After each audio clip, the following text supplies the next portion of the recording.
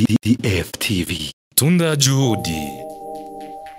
Nana yibagiye. Oya ndashaka kuyibagira kakanya hakanze. Oninogeshe. Mawimbi ya mapenzi yanipeleka mrama. Onidekeze. DFTV. Tunda juhudi. Ladies and gentlemen, this is Dindelisha from DFTV. Turi mu kiganiro Hit Stars News. Nkuko mubizi nkuko mwamubikurikirana kuri DFTV. Turi hano mu kiganiro Hit Stars News kugira tubandanye tubereka amakuru agezweho y'abantu batandukanye, y'abaririmbyi n'abandi batandukanye bagize industry ya 257. Umunsi twashoboye kugenderwa na Linah Blanche. Reka ndamuhe akanya kugira ngo ashobore kwidondora. Ndabaramukica. Namahoro.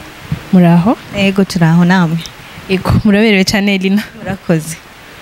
Ku bantu batamenye Linah numwe mu baririmbikazi agerageza kubikora neza tutarabarandira reka abacishirize ko Sugar gato yako niyo ndirimbo irikira trending ngaha mu gisagara ca Bujumbura no mu gihugu cyose ndetse no mu bindi bihugu bagiye barahana amasanamu abo bayibone vraiment ntibidoze reka abacishirize ko kugira ngo mwumve neza ko is really Linah Blanche.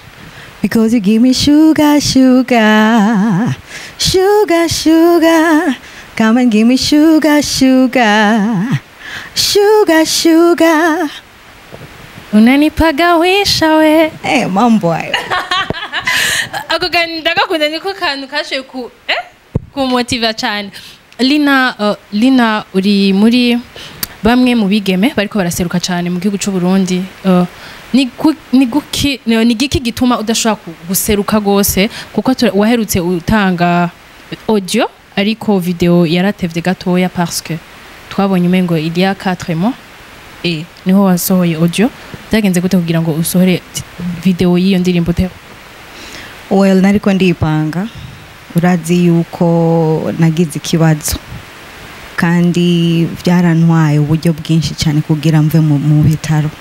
Rero byasabwe yuko ijyamanka nari nagize ndayisubize ko kugira nsubire gukora mugabo ubusi nibizoteba kandi. Linah Blanche nitumenyereye cyane kuri collabo ariko arazikora nazo. Twitege collabo zingahe inyuma ya Sugar? Nyinshi gose. Nyinshi. Uriteguriye gukorana n'abarundi canke kujabuka? Hose. Atari banga hano mu gihugu ni bangahe canke ni bande? Sinowivuga uje imisi yose simvuga amabanga yanje. Vyose ni surprise gusa. Linah Blanche aheruka kugaragara yerekana agashavu afitiye aba promoters, aba presenters n'abandi. Ni kuri Linah ni kihe kintu ubona bashobora gukora kugira ngo ibintu bitera imbere cyane nkuko vyifuza? No gupromoting imiziki yacu kuko turabarundi n'abarundikazi dukeneye ko ubuzi bwacu buseruka kandi bukanumvikana hanze y'igihugu. Linah uri mwishira hamwe ry'abigeme canke abakenyezi bafise association y'abaririmbikazi muri kino gihugu. Eske iyi association ntaco yashoboye gufasha kugira ngo ugire aho ugeze? Je ndibaza ivyo ko mubaza Mireye Kami kuko ni wenyene association. Antuka kuvugiye yo urashobora kubona ati hari ikintu kameme none wowe uri yo konyene mugabo je sinaje ngakuvugira vya association nje kuvuga ivy'wanje. Merci ariko barabaza cyane ati kuki yidogera aba presenters ariko ntidukunze kugaragara ku bikorwa vyiwe ntakunze kubigaragaza cyane nico gituma ko bamwidogera avuga ati gute adashobora gushira habona ibikorwa n'ingoga kugira ngo natwe tunyaruke kubisohora. Urazi ko ndabikora kandi ariho nabandi bakora igikorwa kimwe ugasanga kivuzuye amezi 3. Rero kuki batokorera kuri bijya nyene biriho bijya vyaraboze erega ni vyaboze. Linah Blanche arafise abana. Linah hageze abana bangahe? Ndi jenyene. Uri wenyene? Linah Blanche baravuga yuko management yawe ihagaze gute? Uri muri management nyabaki canke uwo kwifuza wese arashobora gushira muri management? Yes, ndi muri management. Ndakorana na team. Ukorana na team not management. No kuvuga wifuza gukorana na Linah canke yifuza kumushira muri management ari ico sabwa canke birashoboka? Ça dépend ivyo bariko baratanga. Ego kuko urazi yuko namaze kwibrandinga kandi kuri urwo rwego nshitse ko ari vision mfise bisigura yuko ari kwicara no kumvikana kwanza.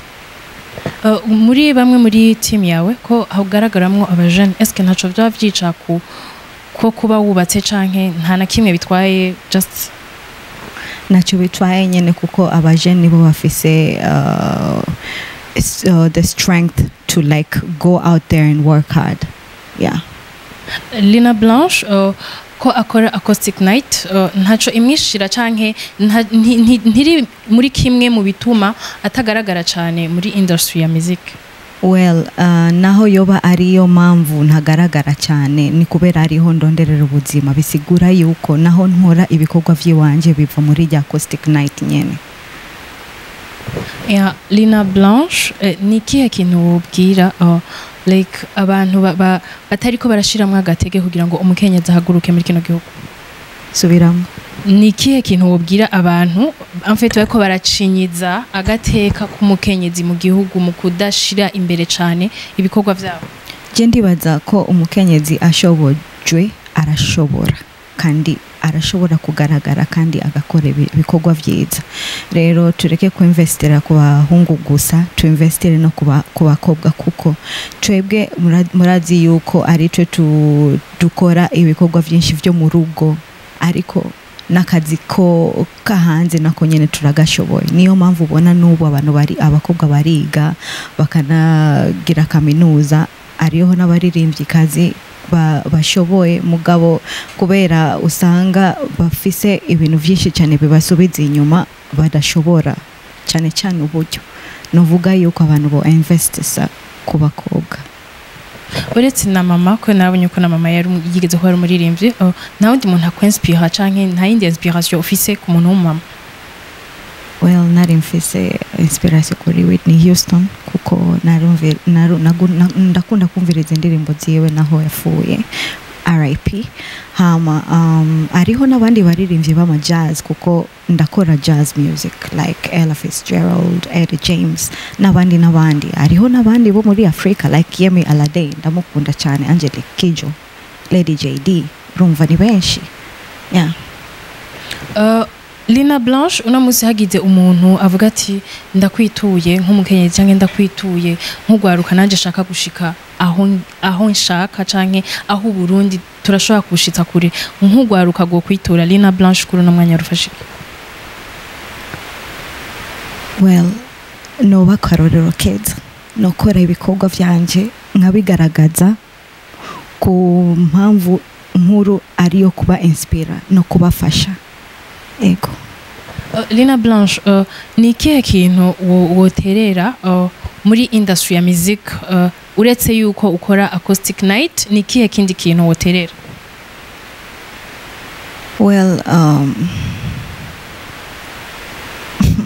vyinshi cyane sinobivuga ngo ndabigaragaze vyose, mugabo ikintu cyambere noterera cyane kugira ni promotion, kandi atari yo ngaha mu gihugu gusa nayo hanze, kugira tugaragare nicyo dukeneye cyane. Linah Blanche, ni zihe style ushobora kuririmba mvuga ati je ndi capable iyi ndayiririmvyemo ndumva ndi forte? Je ndirimba ibintu byose kuko ndi umuririmbyi wa live, ndafise experience nini cyane yo kuririmba imiziki itandukanye. I can sing anything. Nuwuhe muntu mwakoranye collabo? Narabonye Fabi Love, ndabona n'abandi batandukanye. Nuwuhe muntu en fait wavuze ati iyi collabo nakoranye nawe yaragize ico imarira, yaragize ico mfashije mu kubaka izina rya Linah Blanche muri industry ya music? Ni zose mu rusange, kuvaho natanguriye, sinatanguye ngaha, natanguriye kukera kure. Ariho za Inspector Aaron mwebwe ngira nani zo mufise za Lady JD na Machozi Band, nani zo mufise ngaha ndabizi.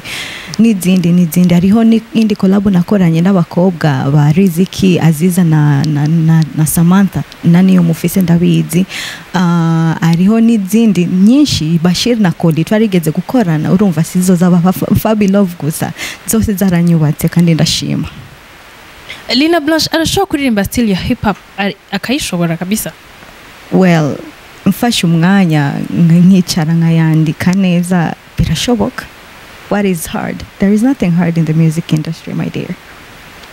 kubera iki none wumva yuko bishoboye kuki udashobora gusohora iyo ngabirano kugira ngo tukumenyere hose nitugume muri vya bindi love nitugume muri tugume hahandi just utwereka ka difference gatoya kuko any hip hop ku bakobwa kubigeme si cyane kubera iki wumva kuvitse iyo ngabirano ari kutoyisohora bavuga buke buke bushikana umusiba ku mugezi rero ngira tuzobishikira navyo nyene nta kibazo. Linah Blanche uretse n'abafans abafans baravuga ati barashima cyane ibikorwa uri kurakora nakahe kandi gakemanyi wogira uzobashikiriza canke nikiye kintu bemereye gishasha bitege iki kuri Linah Blanche amakolabo n'ibikorwa byinshi cyane yego. Nikiye kintu wobwira abakunzi ba DFTV bariko baragukurikirana kuri DFTV n'abandi badahengeshanya gukurikirana ibiganiro vya Linah Blanche ubabwira iki muri kano kanya? Nobwira abakunzi ba DFTV kwanza nshimire DFTV ndagushimire mukobwa mwiza wampamagaye, thank you very much. Ndamushimire na cameraman nawe ataboneka, like thank you very much kuko uriko urafata aya masanamu arico azotumarira.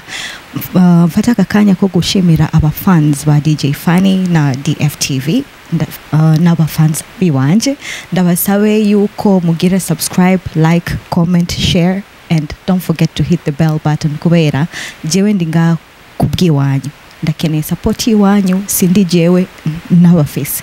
So thank you very much. Don't forget kugenda kugira subscribe kuri YouTube channel ya Linah Blanche. Yibagiye kubabwira Twitter, ibiki Facebook ababwira. So like Instagram, Twitter, Facebook, Snapchat ni Linah Blanche, YouTube ni Linah Blanche. Ego. Guys, don't forget to go and subscribe. Then yalding delisia mkiganiro Histars News mubanda mukirikana kuri DFTV ariko ntiyogenda atanyongeye shoka ntiyogenda atakanyongeye ndamusavye agire basi nagatero kanyuma. Nana yibagiye. Oya ndashaka kuyibagira kakanya hakanze. Oninogeshe mawimbi ya mapenzi yanipeleka mrama, onidekeze zaidi ya nishasahau maneno. Unanidatisha we unavonidekeza kwa mapozi, unanidatisha we. Wow, so nice guys. Till next time ntimwibagire gukora share, mushire commentaire ngaho hasi kugira ngo tubane tumenya ibindi mwifuza, ayandi makuru y'abandi bantu mwifuza. Subscribe, comment, share, like byose tubane twibuka yuko ibinyobwa vya Clone Loyo byamaze kudushwaramo kugira ngo tubandanye tubikurikiza. Kubifuza ikirimwo alcohol birimwo, hariho n'ibitagira alcohol byose biriho.